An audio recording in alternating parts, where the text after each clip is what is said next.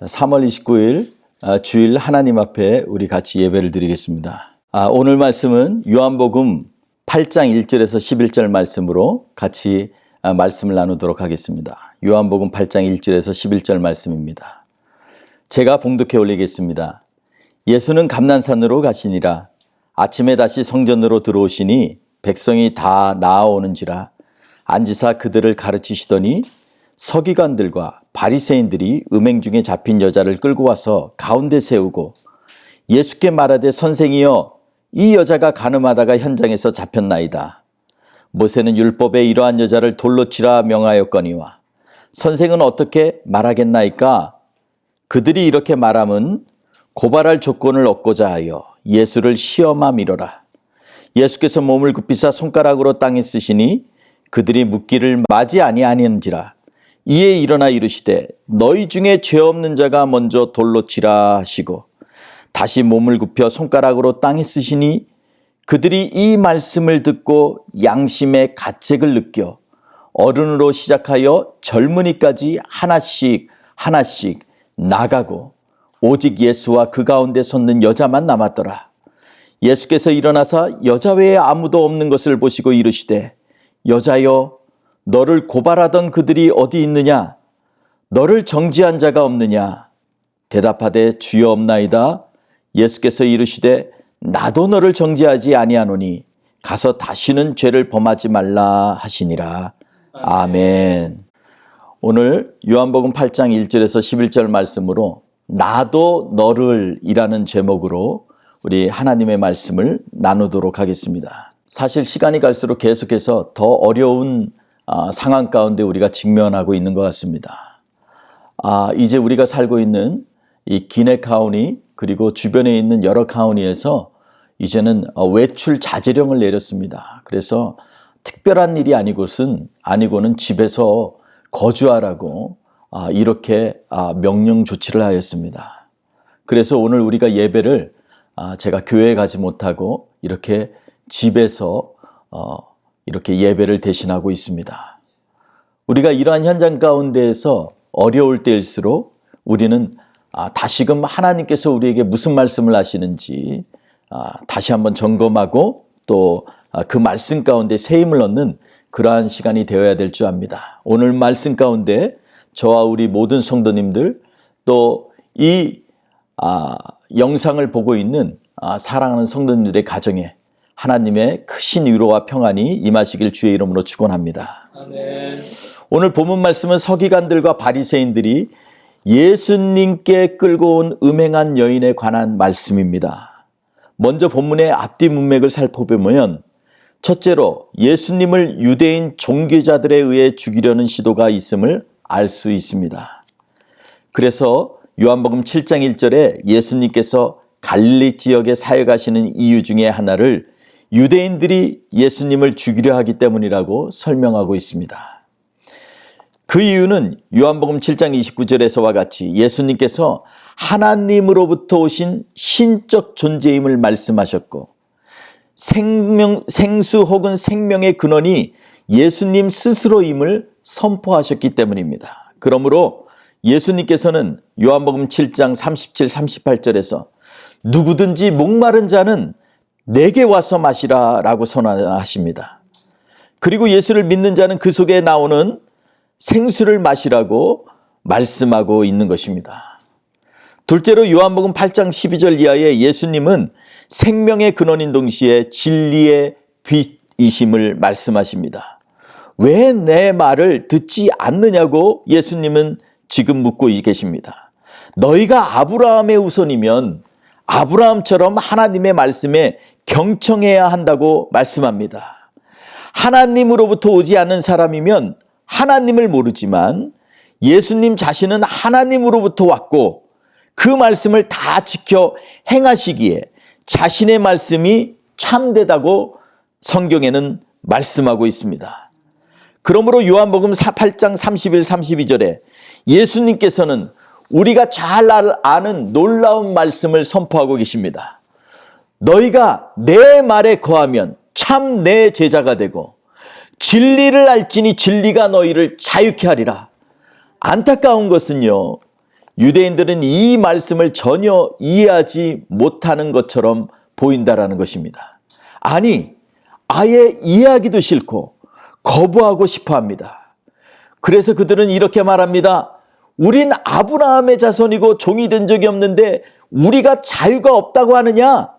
예수님께 따져 묻습니다. 이에 예수님은 아브라함의 자손이면 내 말이 너희 안에 있어야 된다. 내 말은 나를 보내신 이의 뜻을 드러내고 진리로 이끄는 말씀이다. 만약 하나님께서 너희 조상 아브라함을 조성하시고 세상을 창조하신 하나님인 것을 믿으면 내 말이 하나님으로부터 나온 것도 알게 되고 깨닫게 되지 않느냐? 그런데 너희는 내 말을 듣지 않고 믿지 않으니 너희 아버지는 하나님이 아니고 거짓을 행하는 마귀로부터다. 41절에 아주 중요한 말을 하고 계십니다. 그것은 자신들이 음란한 데서 나지 않았고 아버지는 한 분이신 하나님뿐이라는 것입니다. 이 유대인들이 이렇게 생각하는 것은 당연한 것입니다. 자신들의 역사 가운데 자기의 조상들의 상 가운데서 있었던 실제적이고 사실적인 아브라함의 자손이라는 것입니다. 이러한 본문의 문맥 속에서 우리는 오늘 말씀의 가늠한 여인에 대해 이해와 왜 이 사건이 중요한 의미를 갖고 있는지 묵상하여야만 하겠습니다. 요한복음 7장에 이어 예수님께서는 초막절 절기 가운데 계속 예루살렘 성전에서 가르치시고 있습니다.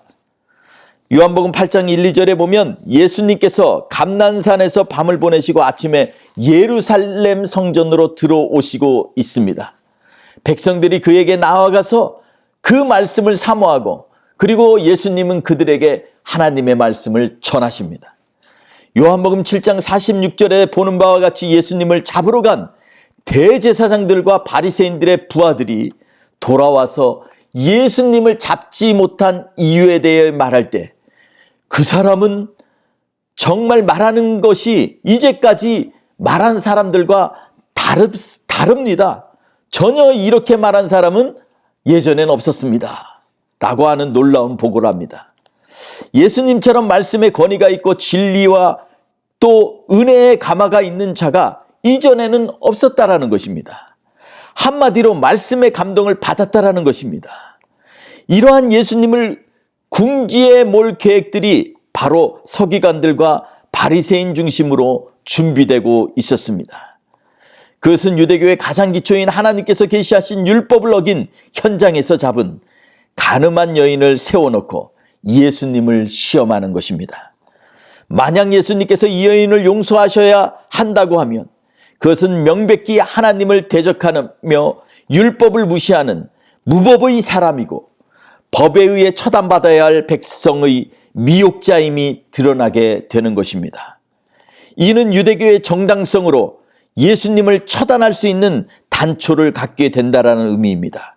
반면에 만약 오늘 본문에 나타난 예수님의 사역이 예수님의 공생애의 중반 혹은 후반의 시점으로 본다면 율법대로 이 여인을 처벌하는 것은 지금까지 예수님께서 말씀하고 행하신 가난한 자들과 죄인들에 대한 예수님의 하나님 나라의 선포, 예수님이 지금까지 일관성 있게 전파하신 죄인들에 대한 동정심, 예수님의 십계명에 대한 재해석 등 모든 가르침을 일시에 무너뜨릴 수 있는 절묘한 계략이었습니다. 오늘 본문 요한복음의 헬라어 원문에 보면 이 여인은 아마도 이미 결혼한 여인이었을 것으로 추정할 수 있습니다. 왜냐하면 오늘 이 여인에게 쓰여져 있는 모이큐에인 가늠하다라는 이 어휘는요, 배타적으로 결혼한 사람들에게만 적용되는 그러한 어휘이기 때문입니다. 또 다른 이유로는 유대교의 부도덕하거나 성적인 범죄를 처벌하는 규정인 미시나가 예수님의 시대에는 적용되지 않았다는 명백한 논증을 제공한 브린즐러 박사의 논문을 이용하면 아마도 본문에 나오는 여인을 돌로 치려는 바리새인들과 서기관의 주장이 꼭 결혼하지 않은 약혼자에게만 적용되는 것이 아니기에 기혼자일 것으로 보는 것은 자연스럽습니다.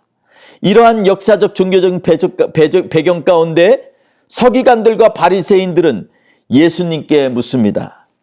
선생이여, 이 여자가 가늠하다가 현장에서 잡혔나이다. 모세의 율법에는 이러한 여자를 돌로 치라 명하였거니와 선생은 어떻게 말하겠나이까? 이때 예수님은 대답 대신 몸을 굽혀서 손가락으로 땅에 무엇을 쓰셨습니다. 물론 예수께서 무엇을 쓰셨는지 단언할 수는 없지만 몇 가지 강력한 추론은 가능합니다. 첫째는 정신이 정리되지 않고 혼란할 때 단순히 낙서를 하는 셈족의 관습대로 예수님도 단지 별 의미 없는 낙서를 했다라는 그러한 견해가 있습니다. 그러나 이것은 예수님의 다음 반응들인 너희 중에 죄 없는 자가 먼저 돌로 치라, 이러한 말씀을 보면 설득력이 없는 견해입니다. 다른 견해도 있습니다. 로마 재판관들이 선언하기 전에 소송에 대한 결정을 완전히 기록하는 로마의 재판 관습을 인용하여 이렇게 했을 것이라고 주장하지만 이러한 논리는 팔레스타인 상황에 더욱 거리가 먼 논조로 보입니다. 그런데 또 다른 견해가 있습니다. 그것은 본문 3절에 음행 중에 잡힌 여자를 끌고 와서 라는 말씀을 주목하여 적어도 율법에 의거한 두 명의 증인 입회하에 현장에서 잡힌 이 여인의 간음은 남편이 아니고서는 그 현장을 잡을 수 있는 사람이 없을 것이라는 강한 논리를 기초로 이 범죄가 사실과 다른 날조된 사건이거나 무엇인가 다른 의도로 왜곡된 것일 수 있다라는 것입니다. 7절에 보면 그들은 예수께서 무슨 말씀을 강요하듯이 예수님께 다그쳐 대답을 원하고 있습니다. 이러한 관점에서 예수님은 아마도 한두 문장으로 땅에 손으로 글을 쓰셨을 것입니다. 아마도 간결하면서도 유대인들이 확연히 이 사건과 관련하여 그 말씀이 무엇을 의미하는지 알 수 있는 글귀일 것입니다. 예를 들어 출애굽기 23장 1절 후반절 말씀처럼 악의적인 증인으로서 악인과 연합하여 모함하는 증인이 되지 말며, 이러한 말씀이라든지 출애굽기 23장 7절에 송사와 관련하여 거짓 일을 멀리하며 라는 말씀과 같은 성경 구절을 쓰셨을 가능성이 아주 높습니다. 예수님께서는 이 글을 땅에 적으신 후에 일어나서 너희 중에 죄 없는 자가 먼저 돌로 쳐라 라고 하신 것입니다. 아마도 예수님께 다그친 그들은 정말로 무척 당황했을 것입니다. 자신들의 의도가 들킨 것에 당황도 하였지만 그들 자신의 행동이 십계명의 거짓 증거하지 말라는 말씀을 어긴 무서운 범죄임을 깨닫게 될 때 자신들의 죄악을 선명히 떠올리게 되었을 것입니다. 8절에 다시 예수께서는 또 한 번 땅에 손가락으로 무엇인가 쓰셨습니다. 예레미야 17장 13절에서 말씀은 오늘 본문과 강한 연관이 있을 것이라고 신학자들은 추정하고 있는데요. 그 말씀은 이렇습니다. 이스라엘의 소망이신 여호와여, 무릇 주를 버리는 자는 다 수치를 당할 것이라. 무릇 여호와를 떠나는 자는 흙의 기록이 되오리니 이는 생수의 근원이신 여호와를 버림이니이다. 이 예레미야 17장 13절 후반절에 있는 무릇 여호와를 떠나는 자는 흙에 기록되오니 이는 생수의 근원이신 여호와를 버림이니이다. 이 말씀을 들은 그들은, 이 말씀을 보고 또 마음에 들은 그 주변에 있는 사람들은 아마도 자신들의 죄악이 땅에 기록된다는 생각을 갖기에 충분한 말씀입니다. 그리고 이것은 주를 버리는 일이요 여호와를 떠나는 일이라는 것을 절감하게 됩니다. 이후에 구절에 기록된 것 같이 양심의 가책을 느끼고 어른부터 젊은이에 이르기까지 하나씩 나가고 결국은 오직 예수님과 그 가운데 서 있는 여자만 남게 되었다라고 성경은 기록하고 있습니다. 요즘 우리는 엄청난 고통의 무게를 느끼며 살고 있습니다. 당장 다음 달 렌트비와 사업장의 임대료조차 너무 버겁게 느끼는 현실입니다. 언제 직장에 다시 나갈 수 있나 하는 불안과 두려움이 우리를 더 슬프게 하고 낙심하게 할 것입니다. 지금 세계는 다 누가 이 무서운 바이러스의 원흉인지 남의 탓만 하고 있습니다. 중국 정부와 언론은 처음엔 자신들에게 일어난 사건들이 우한에 있는 한 재래시장에서 발생했다고 하더니 이제는 미국 군인이 중국을 방문해서 바이러스를 옮겼다라고 얘기를 했습니다. 이에 미국 정부가 강력히 반발하고 그리고 트럼프 대통령이 중국을 지적하니까 이제는 이태리가 그 원인일 수 있다고 그렇게 얘기합니다. 유럽이 또한 반발하니까 이제는 지구 밖에서 날아오는 운석이 바이러스의 주범이라고 주장하고 있습니다. 어떻게든 이 문제를 자신의 탓이 아니라고 끝까지 우기고 또 우길 것이라고 생각이 됩니다. 세상은 더 이상 서로 신뢰하며 서로 믿음을 갖는 세상이 될 수가 없는 것 같습니다. 서로 장벽을 쌓으며 문제가 생기면 다 저마다의 논리와 계략으로 일단 회피하려 할 것입니다. 예수 믿는 사람들은요, 세상 사람들이 뭐라고 얘기를 하고 있습니까? 예수 믿는 사람은 말만 잘해, 말쟁이라고 조롱하는 세대에 우리는 살고 있습니다. 이제 더 이상 말이 앞서거나 남을 비판하는 것에만 치중하는 것으로 우리가 보이면 안 되겠습니다. 차라리 이제는 우리가 예수님이 가르치신 대로 주여 우리가 먼저 죄를 자백합니다. 이 세상의 죄가 제가 기도하지 않아서 우리가 사랑하지 못해서 일어난 일이니 주여 저희를 먼저 용서하여 주옵소서. 이렇게 고백하는 믿음과 결단의 공동체로 세상 앞에 서야 되는 것 아니겠습니까? 이렇게 기도하며 주님께 자복하는 심정으로 우리가 나아가야만 합니다. 예수님께서는 가늠한 이 여인에게 여자여 너를 고발하던 그들이 어디 있느냐? 너를 정죄한 자가 없느냐? 이렇게 물으십니다. 이 말씀에 이 가늠한 여자는 무슨 생각을 했을까요? 아마도 하나님의 말씀 가운데 자신의 죄악이 발가벗기는 부끄러움을 느꼈을 것입니다. 동시에 이러한 죽을 수밖에 없는 엄청난 죄악 가운데에서 그리고 갑자기 무지불식간에 끌려 나와서 많은 사람들 앞에서 회당에 혹은 성전의 중심에 서서 이제는 돌로 맞을 준비만 하고 있는 이 여인이 예수님의 이 말씀을 들으면서 많은 사람들이 자책하며 떠나가는 그 시점에 어떻게 생각했냐 이 말입니다.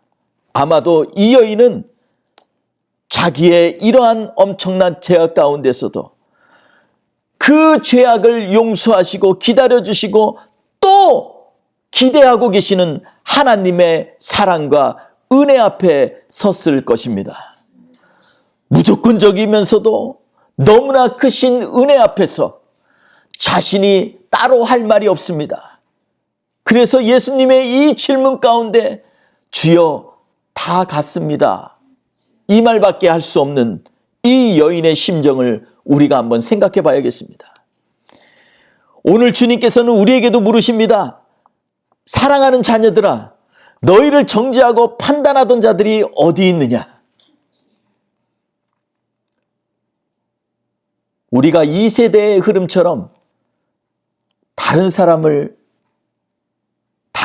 문제로 이것을 떠넘기겠습니까? 이것은 내 문제가 아닙니다. 아마도 나를 이 상황에 처하게 하신 하나님은 왜 가만히 있습니까? 라고 하나님 앞에 원망하는 자리에 있겠습니까? 어렵고 힘들 때일수록 주님께서는 우리에게 다시 하나님의 말씀으로 돌아가라고 권면하고 계십니다. 주님께서는 우리의 죄악들을 깨닫게 하실 뿐만 아니라 우리로 하여금 그 죄악의 아픔 가운데만 멈추는 것이 아니라 다시금 절대적이고 전적으로 우리를 용서하시고 기대하시고 풍성한 은혜로 함께 하실 그 예수 그리스도께 나오기를 이 시간에 기대하고 계십니다. 오늘 본문에서 예수님은 이 여인에게 이렇게 말씀하십니다. 나도 너를 정죄하지 아니하겠다. 그만큼 주님은 우리를 사랑하시고 기다리고 계십니다. 이 어려운 가운데서 다시 한번 우리의 마음을 주님께로 돌리며 주님의 그 선하심과 인자하심으로 우리를 초청하시는 예수 그리스도 앞에 나아가기를 간절히 바라고 축원드립니다. 사랑하는 성도 여러분, 오늘 이 말씀이 간단히 음란을 저지른 죄인의 문제만이 아닙니다. 오히려 그를 송사하고 그 죄악을 폭로했던 유대인들은 스스로 하나님께서 말씀하실 때 우리는 음란한 데서 나지 아니하였다라고 끝까지 자신의 죄악들을 거부하는 것을 보게 됩니다. 그러나 그 가운데서 예수님께서 우리에게 말씀하십니다. 너희가 하나님을 사랑하였다면 나의 권면을 들으라. 너희가 음란한 것은 이렇게 이 음란한 여인의 죄의 문제뿐만이 아니라 하나님을 떠나고 하나님의 말씀과 세상을 같이하여서 혼란하고 모든 것을 혼합하여 살고 있는 바로 우리가 음란한 세대요. 우리도 그 죄악 가운데에서 빠져있는 죄악된 사람임을 고백하라는 것입니다. 사랑하는 성도 여러분, 오늘 이 힘들고 어려운 가정 가운데 다시 주님의 말씀 가운데 회개하라는 말씀이 무겁게 느껴지십니까?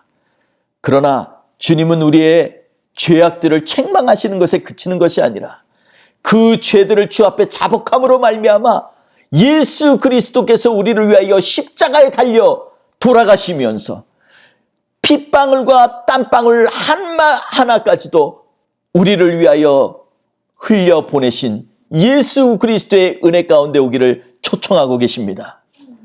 우리를 향하여서 그 선하시고 한없이 많으신 그 은혜를 향하여 우리가 한 걸음 한 걸음 회개하며 자복하며 주님의 은혜를 바라는 그러한 믿음의 공동체로 쓸 때 하나님께서는 이 세대를 고치시고 이 땅을 고치시며 우리로 하여금 하나님의 자녀로 이 세상에서 주님의 이름을 높여드리고 영광스럽게 하기 위하여 살 수 있는 하나님의 백성으로 쓰도록 힘주시고 능력 주실 줄 믿습니다. 오늘 주님의 말씀 가운데 우리 한번 다시 무릎을 주님 앞에 꿇으며 세상을 향하여 믿음의 선포를 하는 하나님의 약속된 백성 되시기를 주의 이름으로 축원드리겠습니다. 우리 함께 기도하겠습니다. 좋으신 하나님 아버지 감사합니다. 오늘 말씀 가운데 나도 너를 정죄하지 않겠다 주님 말씀하셨습니다. 우리는 세상에 문제가 있어서 이 많은 바이러스의 흉악한 결박 가운데 있다라고 생각하고 남의 탓을 할 때가 많았습니다. 그러나 이 시간에 우리의 시간을 우리가 정지시켜 놓고 다시 한번 우리를 돌아보며 하나님 앞에 나아가길 원합니다. 주님 이 시간에 우리를 다시 한번 영적으로 회복시켜 주셔서 하나님의 자녀로 이 땅에 살기에 부족함이 없도록 거룩한 백성, 성결한 백성으로 세워 주옵소서. 우리의 입술에 기름 부어주시고 우리의 말과 생각 가운데 은혜를 주셔서 이제 더 이상 남 탓하는 것이 아니라 하나님 앞에 우리 스스로 겸비하며 나아가는 복된 주님의 자녀 되게 하여 주시옵소서. 이 한 주도 주님이 우리와 동행하시고 안전하게 지켜주시며 우리로 하여금 하나님의 자녀로 살기에 부족함이 없도록 힘주실 줄 믿습니다. 주님 이 한 주도 동행하여 주시고 은혜를 베풀어 주시옵소서. 예수님의 이름으로 감사하며 기도했습니다. 아멘.